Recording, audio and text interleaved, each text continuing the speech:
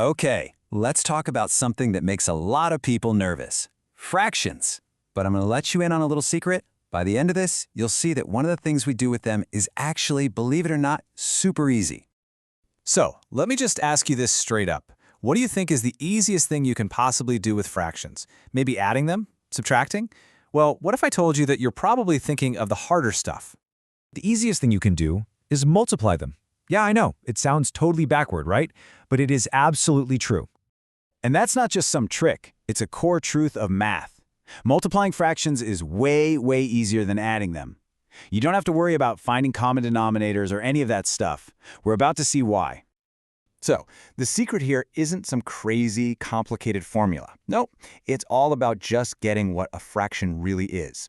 Once you see that, everything else just kind of clicks right into place. So here it is, the big idea.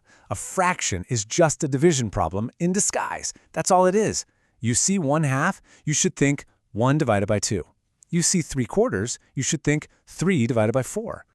And because fractions are just division, it explains why this whole thing works so well.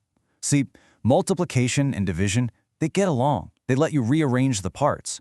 So you can just group all the top numbers together to be multiplied, and then divide by all the bottom numbers multiplied together.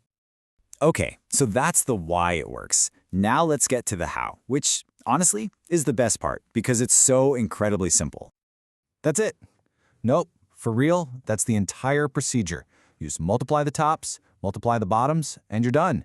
No finding common denominators, no extra steps, just boom, done.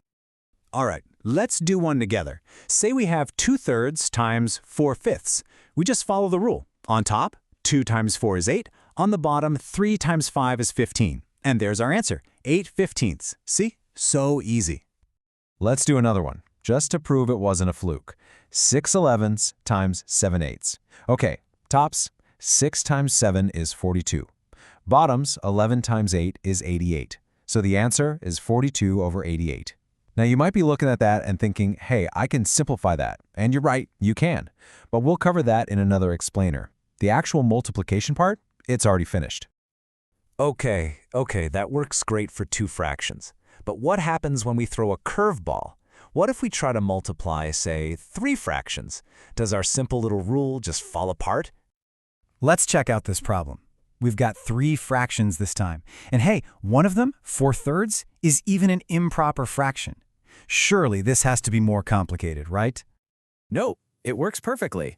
The rule is exactly the same, no matter how many fractions you have. You just multiply all the top numbers together. 1 times 4 is 4, times 3 is 12. Then you multiply all the bottom numbers. 2 times 3 is 6, times 5 is 30. Our answer is 12 over 30. The rule just works. So we know the procedure is solid, but let's shift gears for a second. Let's look at this from a totally different angle to get a more, intuitive feel for what we're actually doing. So try to forget about the numbers for a moment and just think about the concept. Multiplying fractions is really just taking a piece of another piece. You're taking a fraction of something that's already a fraction. Think about it with pizza, because, everything's better with pizza. If you have half a pizza left and your friend asks for half of your half, what are you giving them? Well, you're giving them a quarter of the original pizza, right? And look at that. The math shows the exact same thing. 1/2 times 1/2 equals 1/4. It's a perfect match.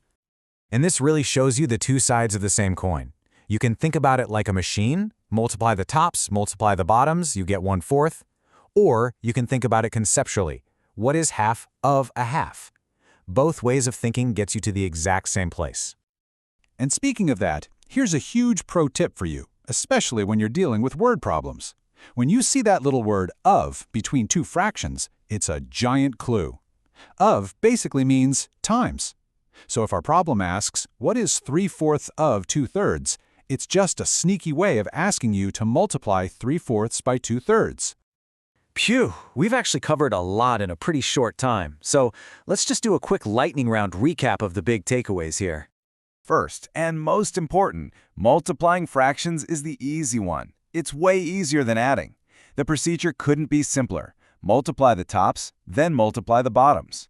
Remember, this rule is a beast. It works for 2, 3, or 100 fractions. Conceptually, what you're doing is finding a part of a part. And finally, that secret code word in story problems, of, that almost always means it's time to multiply. So there you have it. You've basically mastered the simplest operation in fractions. But that kind of brings up a new puzzle, doesn't it? If multiplying is so easy because it's just multiplication and division playing together, what on earth happens when you try to divide a division problem by another division problem? Now that is a whole different challenge, and we'll save it for next time.